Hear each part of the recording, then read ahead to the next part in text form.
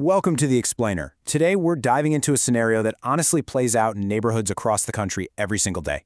Look, I'm going to serve as your guide for this. Think of me as your calm, practical legal professional, walking you through a blueprint on exactly how to maintain your property boundaries clearly. We're going to take a real close look at a part of your home you probably use constantly, but you might not fully understand from a legal standpoint. So let's get right into it and secure your peace of mind. Okay, picture this. It's late evening. You've just pulled into your driveway, you grab your groceries, and head inside.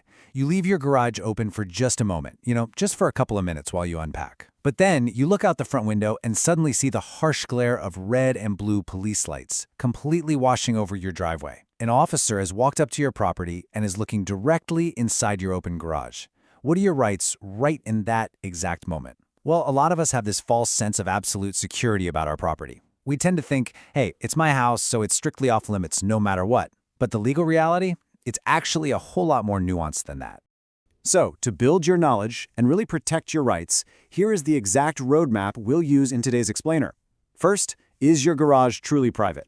Second, the expectation of privacy. Third, when can police enter? Fourth, handling a police encounter.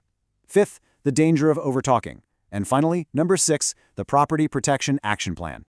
All right, jumping right into section 1. Is your garage truly private? Let's look at the myth versus the reality. A surprisingly large number of people falsely assume their garage has the exact same ironclad legal protections as, say, their bedroom or their living room. Let's completely dismantle that myth right now. Think about a closed, private interior living room. To see inside that space, someone would literally have to peer through a curtained window or physically trespass inside the home.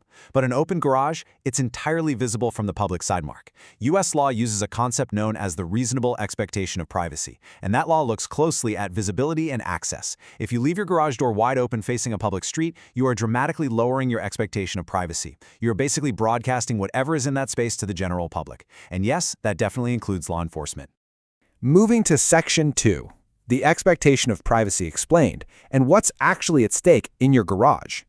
Why does this matter so much? Well, because your garage isn't just some empty concrete box, right? When you start listing out common household items, your vehicles, expensive tools, sensitive documents, electronics, just everyday personal belongings, you quickly realize that your garage is essentially a massive storage vault for your entire life. It holds some highly sensitive stuff. If you fail to protect the perimeter by leaving that door wide open, you aren't just exposing your car, you're exposing everything.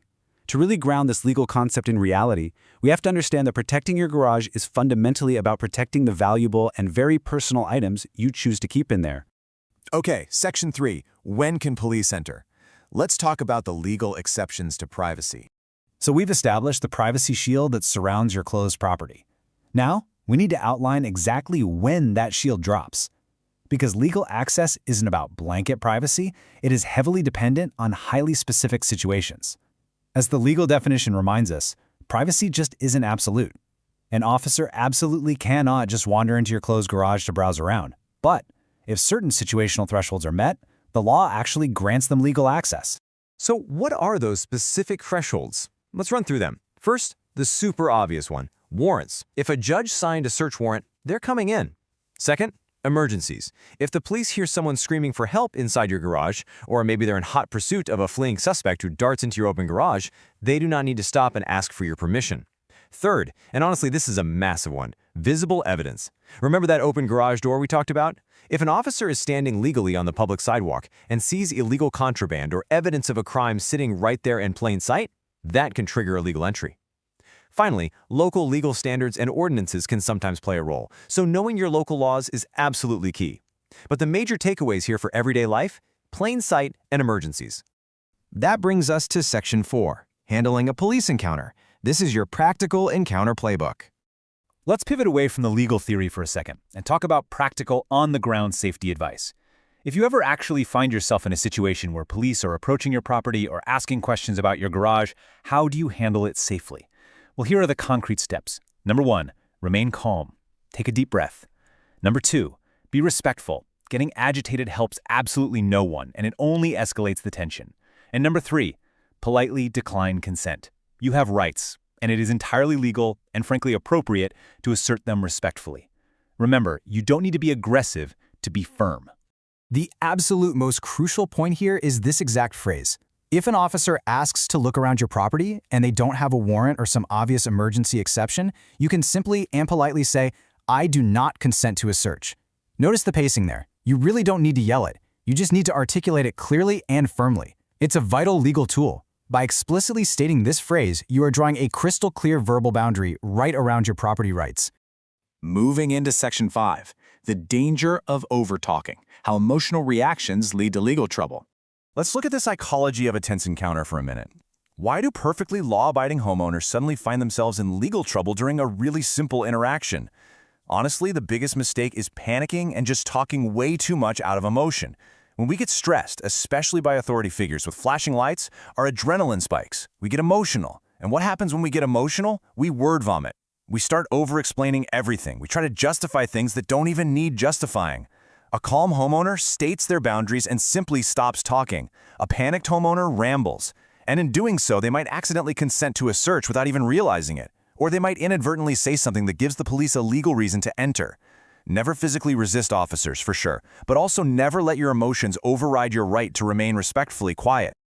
Finally, Section 6, the Property Protection Action Plan. Let's secure your rights and your space. Let's take everything we've just covered and build out a rapid-fire summary to really empower you. First, understand your privacy rights. Knowing the actual law is your very first line of defense. Second, limit visibility and access. Seriously, just close your garage door. Don't leave your personal property visible to the entire street. Third, if an encounter does happen, never physically resist. Fourth, do not react emotionally. You've got to keep that panic in check so you don't overtalk. And finally, politely decline searches using that exact phrase we discussed. If you keep this list in mind, you are going to navigate these situations feeling informed and protected, rather than fearful. Well, we have covered a ton of ground today in this explainer, from busting the myth of absolute privacy to the real practical steps of asserting your rights. But, it really all comes back to how you manage your property. Your rights depend heavily on the boundaries that you set, both physical ones, like a closed garage door, and verbal ones, like a calm assertion of your rights. So I'm going to leave you with this one thought. How protected is your personal space today? Take a hard look at your own habits and just make sure those boundaries are crystal clear. Thanks so much for joining me. Stay informed and stay safe.